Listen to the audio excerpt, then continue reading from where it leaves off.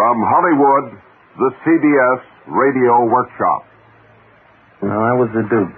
Yeah. The Duke had to be the baddest one, you know, and I was the Duke, see. If anybody wanted to get in the gang and they thought they could whip me, well, then they could be Duke, see.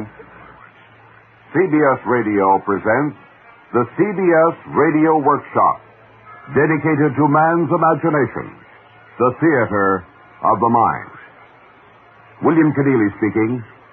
You're about to hear an experiment in communication. Communication between a juvenile delinquent and you. The experiment, your reaction.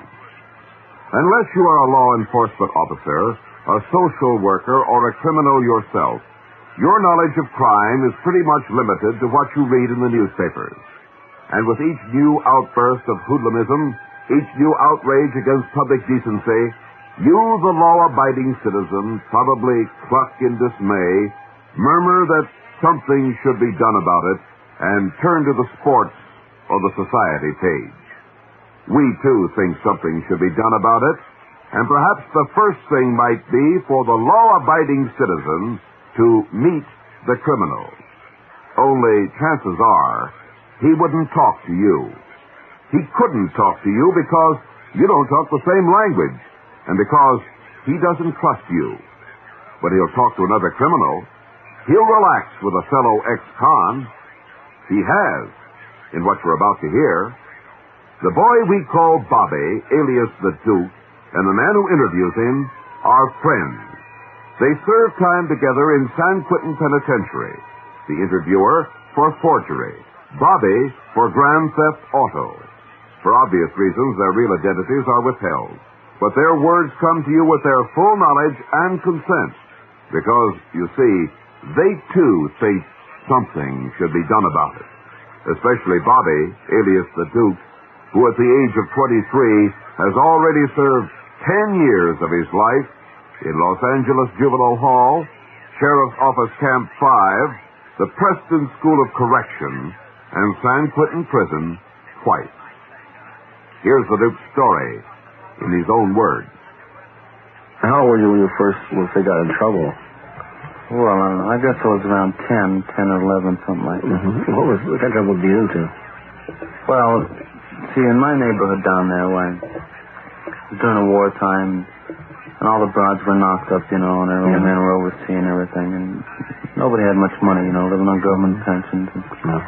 So we used to go into the markets and stuff, and we used to steal butter and things like that, you know. Yeah. We used to sell it to the people in the neighborhood, see? Mm-hmm. Would they know you stole anything? Well, yeah, man. I mean, we used to sell a pound of butter for almost nothing. They had good ones, you know what I mean? Mm-hmm. So, like I said, we sold it all the time, and this old lady, we used to sell it to her, too, you know? Yeah. So one day she buys about, I don't know, pound, 2 pounds, something like that. And the first thing you know, the cops are out rousting us. Well? Yeah, What happened? She turned you in? Yeah, man. After she bought the pound or 2 pounds of butter, whatever she bought, why didn't she turn us in, you see? But, I mean, she waited till she bought it, you see. Yeah. What did the cops say to you? Well, you know, they give us this bit about, you know, we're going to send you up and all this, and you can't go into supermarkets and steal, and the managers pressing charges and all this shit, you know. Did they take you home? Well, you see, at the time, my mother and father were down in San Diego, and so they had to wait till I get back from the weekend, you see. What happened when you got back? Well, you know, my mother was very understanding, you know what I mean? Yeah. And, but my old man, he was just an asshole, that's all there was to it. I mean, did you play a big part when you... Oh, yeah, you know, the fellas tells him, they say, I'm going to leave these boys to you now. You take them home and you take care of them, see? I mean, that's almost like giving them written permission to kill us, you know what I mean? What did they do? What did they do when you took you home? Well, man, we got home, you know, and the old lady was sort of blubbering, you know, and everything. And the old man says, oh, you goddamn hoodlums and wham, he hits this one, you know. And then he takes off his belt and he starts beating us with it, you know, and only beats us with a buckle end, you know, and he cut us up pretty bad. So after he gets tired of that game, he lays down on the couch, you see, and he's sleeping along, you know. So me and my brother, we go in the bedroom. We pick up this little baseball bat they bought us, you know, about 3 foot long, something like that. And I hit him right in the head with it. Wham! Hard as I could, you know what I mean? So then he gets up, you see. And for our punishment, I mean, after he belts us down a while, he takes us out in the front lawn And he makes us mow the lawn. It's about 2 in the morning. We're mowing the lawn from 2 till about 4:30, you see? I mean, you know, this is an idea. You heard the old story, like, there's a right and there's a wrong, then there was his way, you see what I mean? Yeah, and that was all there was to it. Did you ever feel your hate towards him influenced in your trouble you had? I mean, did that cause you to go out and raise hell? Yeah, because a lot of time I run against people that were just exactly like him, you know. Run across cops that were like him, you know. They were always right, you see what I mean? And I run across different type of people, you know, teachers and so forth. And it was the same type, you know. The dad Bobby refers to was actually his stepfather, but that made little difference to a boy of 10 who found that the hostile world began in his own home. He was the only dad Bobby ever knew. And how about mother? The psychologist calls this kind of attitude ambivalence. Well, I don't know what the hell was the matter with the old lady. I guess after my old man died, she sort of just went goofy or something, because tonight, you know, to stay with that jackpot for as long as she did, I don't understand it at all. Listen, I always had all the love and everything in the world. I mean, my mother always loved me. I mean, she wasn't home all the time to love me, you know what I mean? But, I mean, she loved me. Did you ever buy anything when you were a kid? A bicycle or anything like that? No, man, all he ever bought me was trouble, that's all. She wasn't home all the time to love me. He belts us with a buckle end. Such was Bobby's home sweet home. So what about the other side of a young boy's world, school? What would you expect? Well, I didn't stay in school very long, so I didn't do too well. Well, did they kick you out of school or what? Yeah, well, they had a teacher in school, and it was a lady teacher. Her name was Miss Pendergast, Yeah. Well, we used to call her Miss Pain in the Ass, you know. Oh, yeah? So one morning, I'm walking down the hall, see, and I say to her, good morning, Mrs. Pendergast, you know. Or I sort of, you know, say it fast and sort of slur it like, you see. Yeah. Like maybe it sounds like Miss Pain in the Ass, you see. So she says, well, she says, there's the other half of the Hoodlum brothers, you know. Yeah. Well, I mean, so I belted her. You see what I mean? You hit her? Yeah, but I mean, you know, my mother always told me, I mean, we didn't have to take that from anybody, you know what I mean? Yeah. So then the vice principal calls me down to the office and tells me what I am and what I ain't and so forth. And he kicks me out of school. Well, I mean, I told him. Yeah. I told him, I said, listen, what kind of a teacher is that calls you the other half the Hoodlum brothers, huh? I mean, she couldn't say good morning, Bobby. She has to say something like that. You see what I mean? Crazy mixed-up kid? You bet he was. But if they wouldn't teach him at home, and they couldn't teach him at school, there was another institution of learning, the streets. You want any gangs then? Yeah, we had what they call the Louis Street Boys thing. How was that? And it was a gang of us kids in the neighborhood, you know. Was that during the war? Or after the war? Yeah. Mm-hmm. I was the Duke. Yeah. The Duke had to be the baddest one, you know, and I was the Duke, see. Did you enjoy that kind of position? Yeah, man. I mean, I had a lot of prestige, you know. I mean, if anybody wanted to get in the gang and they thought they could whip me, well, then they could be Duke, see. Would your boys fight the war right there in the... Yeah, man. We used to have a ball there, you know. We had a lot of guineas in our neighborhood, you know. And so we had this one, DeSalle was his name, and he used to belong what they call the Butcher Boys thing. Oh, yeah? So they gather on one side of the street. He was Mussolini's cousin or something. You know? Yeah, he really was. And he used to stand on the fence with all his boys around him, you know, and he used to say, Viva la Mussolini, see? So I'd stand across the street, you know, with my boys, and I'd say, Mussolini, you know, and we'd charge him, see? Yeah, we'd meet him right in the middle of the street, you know. So how you proved yourself during the war? Yeah, man. I mean, we kicked the shit on them boys, you can believe that. You thought that was your way of showing that you were... Yeah, that's right. I said I was the Duke, see, you know? Yeah. And, well, in other words, as far as your life, sort of life you led then, you didn't feel any shame about it, or any guilt, or any... No, man, I couldn't, you see. I mean, I was the leader. I had to be it. What the kids you led, I mean, did you ever find any kids there that you thought didn't belong? I mean, did you ever feel that you had to tell a kid don't get in this kind of life, or did you try to tell a kid to stay away from this No, man, hell no. There was nothing matter with that. I mean, I used to take care of my boys, you know what I mean?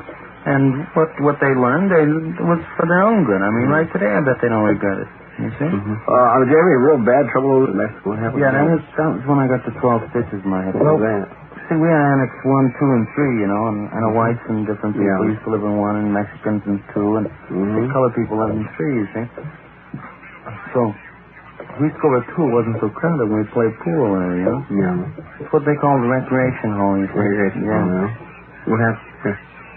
Well, the recreation hall, that's where we used to get our marijuana and stuff, you know? You smoke that thing? Yeah, well, not too much because it made me sick a lot, you know? Oh, did you feel it habit for me? Marijuana? Mm-hmm. No, man. Marijuana itself isn't it. If you go for marijuana, you want a bigger kick scene, then you're going to horse or something, you know? Hey, you're going there, sir? No, man. I never tried horse. I couldn't see the main line. Yeah. Well, you mentioned once a long time ago this rough year you had there with the Mexicans. You had some rough times over there at the pool. Yeah, I was over there one day playing pool on a back table, see? Yeah. And all of a sudden, these 3 or 4 Mexicans come in, and I'm about to shoot a shot, and this one grabs me and says, "You've been playing long enough, you know?" So I said, "Well, go piss up a rope, Dad, and when I'm tired of playing, then I'll tell you, you know?" Mm-hmm. So he says, "Just cut out, you know," he tells me, you know. And I say, "You know, I tell him, go to hell, you know what I mean?" Mm-hmm. So he just stands there saying, you know, he's got these badasses behind him, you know. So my buddy says, "Well, maybe you don't understand English, you know." So he says, "You tell him in Mexican." So I tell him, I say, "Tell him Alavetica, you know, means like shove off, asshole," or something like that, you know what I mean? Mm-hmm. So then they take off, see. So we play a couple more games, you know. And right as you walk out the door into the yard, you know, you hang up your pool stick, see. And then I look out the door and there's about 6 or 7 of them out there, see. Yeah. So I said, we ain't got but one out, you know, and that's to get out in the yard and maybe get some help, see, from the rest of the gringos, you know. Mm-hmm. And so they got a big fence there, you know, where this guy used to keep his bottles and stuff in, you know, so we couldn't steal them. Yeah. And I figured if we get our back to the fence, you know what I mean? Mm-hmm.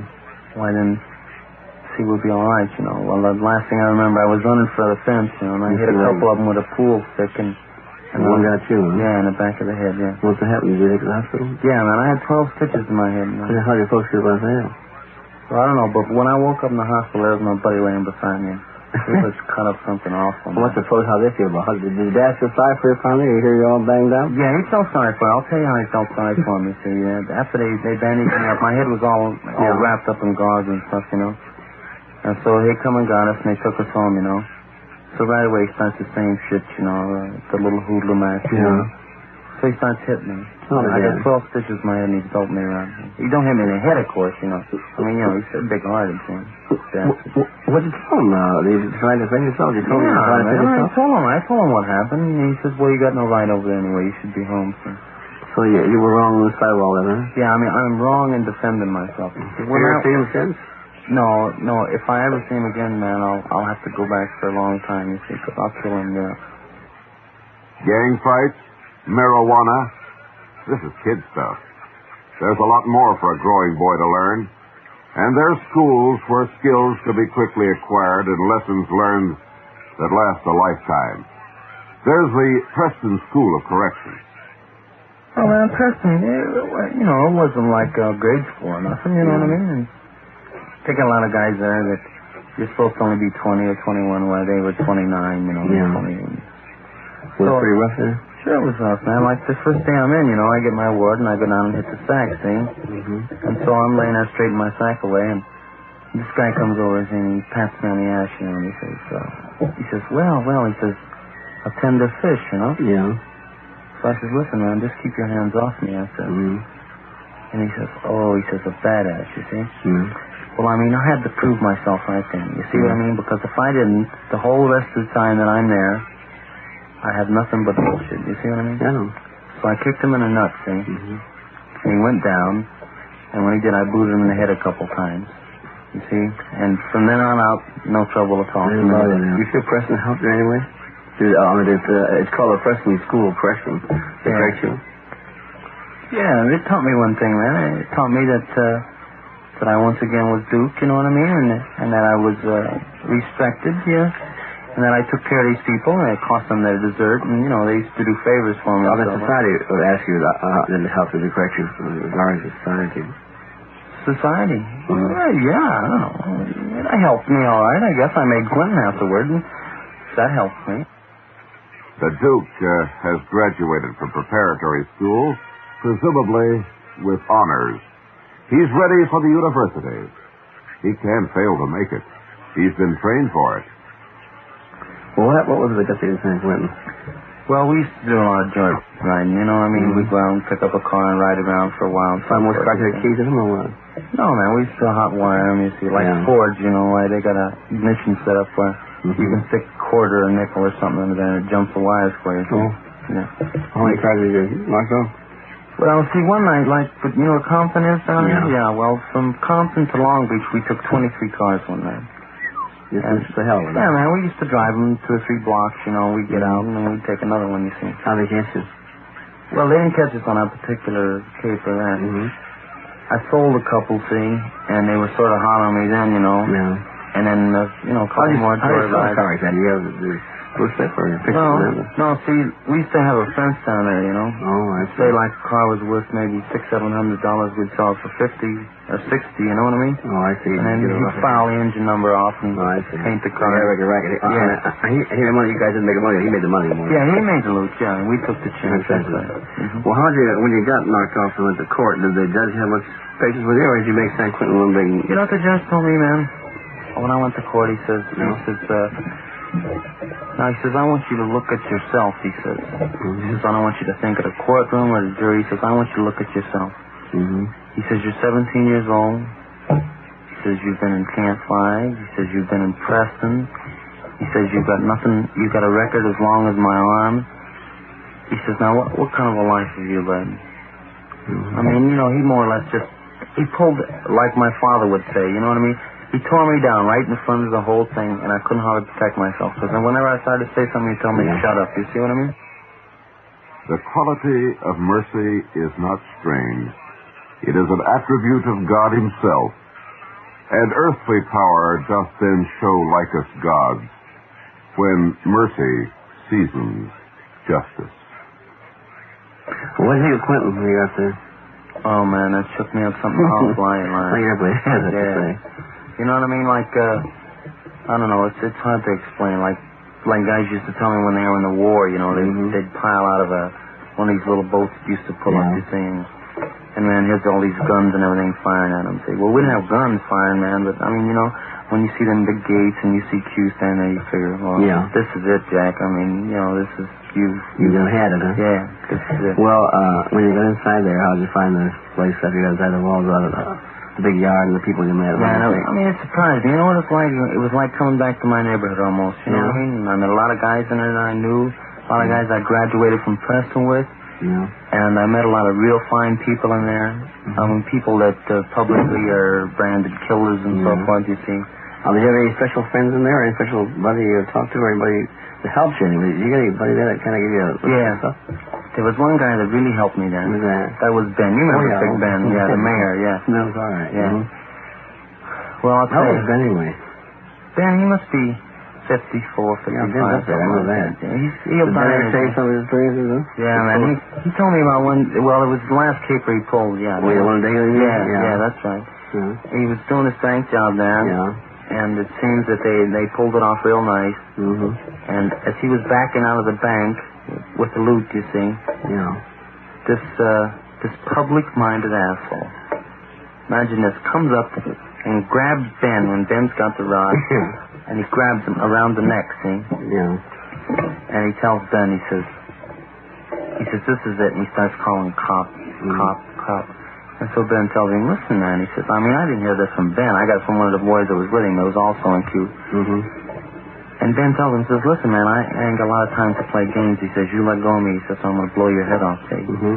So what does the guy do? He keeps hanging on and he keeps hollering. And Ben tells him one more time the same thing, you know, I haven't got much time, man. And the guy keeps hanging on and keeps hollering, see? So Ben turns around and he blows the guy's head off. Killed him right there, that was fun. And they got life, of course, on that, didn't they? Yeah, he got life on that. How did you feel about that? Well, I don't know how Ben felt, but I felt it was a bad break for Ben. It really was. You know, but I mean, he was doing real well for himself, and then all of a sudden this guy... Oh, the poor guy got shot. What poor guy? He was an asshole. A break for him, too, wasn't it? Well, I mean, he made his own break. You know, if you run up and you grab a guy... that's got a gun, man. I mean, you figure something's going to happen to you, right? I suppose so. So, I mean, let's face it, the guy was, he was an asshole, that's all. Well, did you feel that the public would look that way? I mean, after all, the guy was trying to defend something he felt was wrong. I mean, he was saving money in the bank. I don't know. He didn't save no money. Mm-hmm. He didn't save nothing, man. In fact, he lost a lot. You see, he got his head blown off. I mean, Ben got away with the loot and spent it before they ever caught him. You see? Well, I mean, his name is probably on a wall someplace or something, you know what I mean? Well, it was a bad break for Ben, it really was. Thus, logic as taught at San Quentin. There are other lofty subjects on the curriculum, philosophy and morality, for instance. Well, how about when you stole a lot? I mean, did you did a lot of heisting? I mean, did you ever feel guilty about it or bad about it, taking money from somebody? Or? Well, that's the way I look at it. I mean, like there used to be some kids, you know what I mean? They're in my block, see, and they had something, and I didn't have it, you know what I mean? Yeah. So I used to take it from them. Mm-hmm. Well, they could go home and get more, you see? Yeah. So, I mean, did it hurt them any? Mm-hmm. No, it didn't hurt them.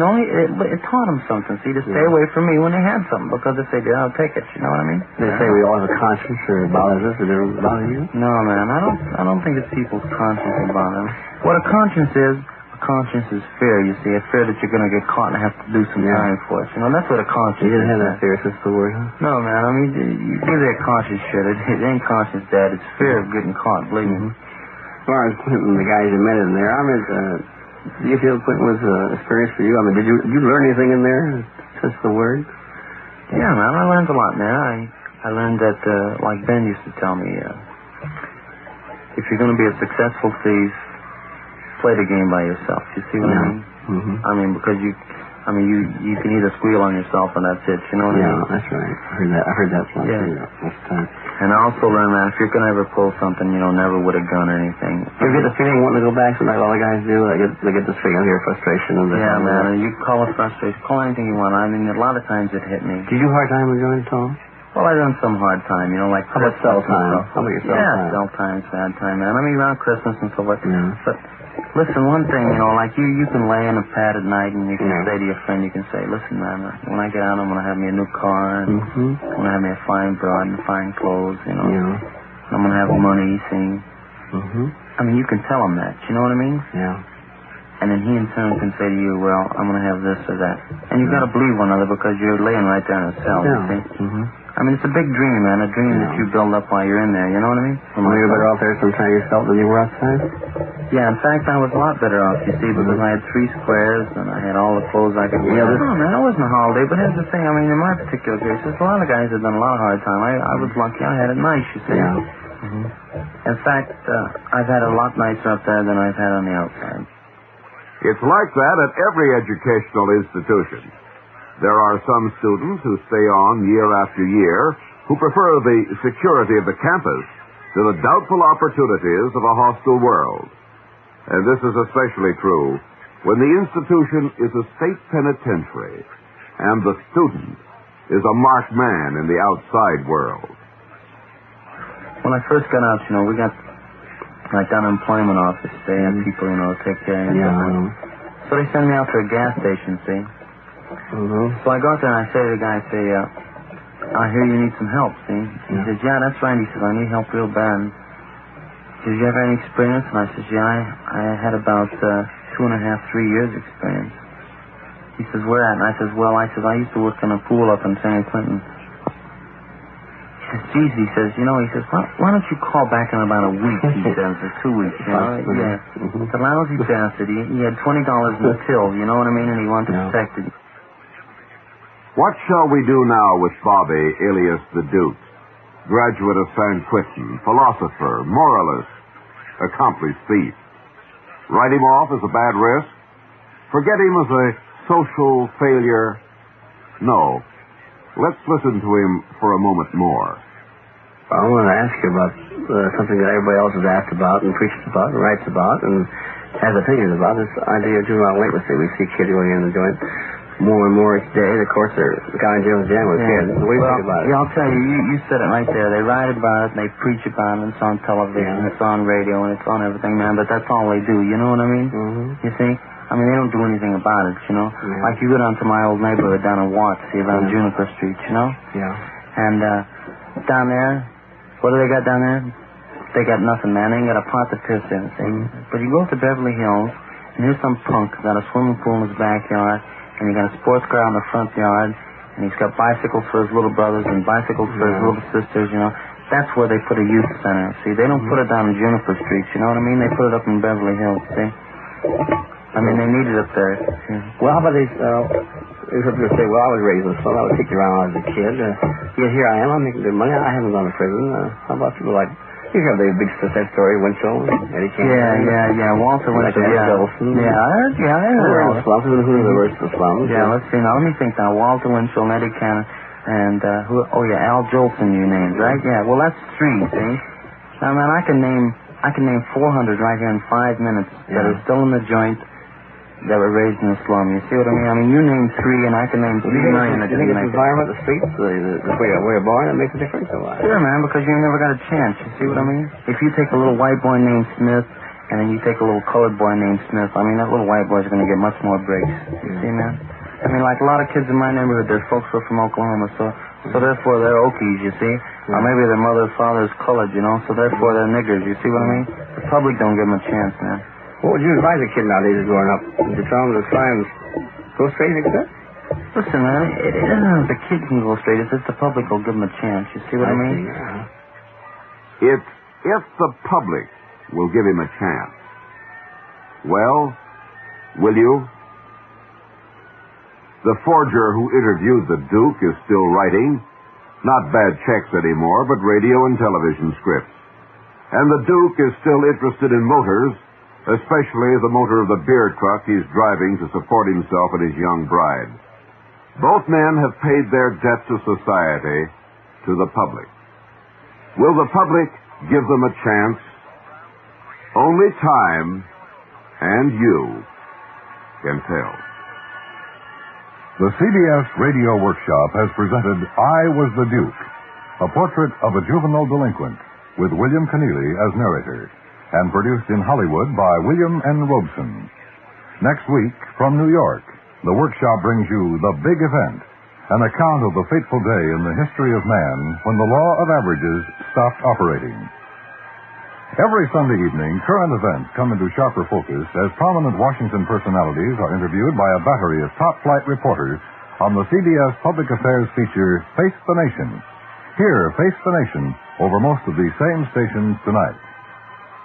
Stay tuned for Suspense, which follows immediately over most of these same stations.